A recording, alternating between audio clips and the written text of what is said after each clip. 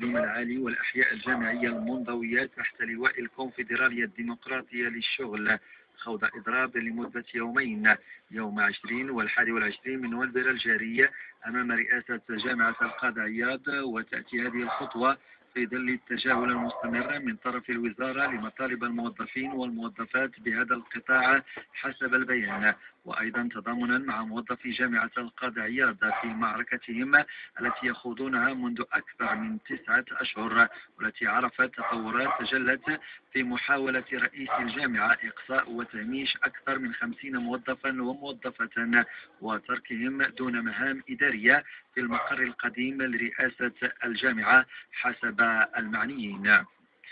بمراكش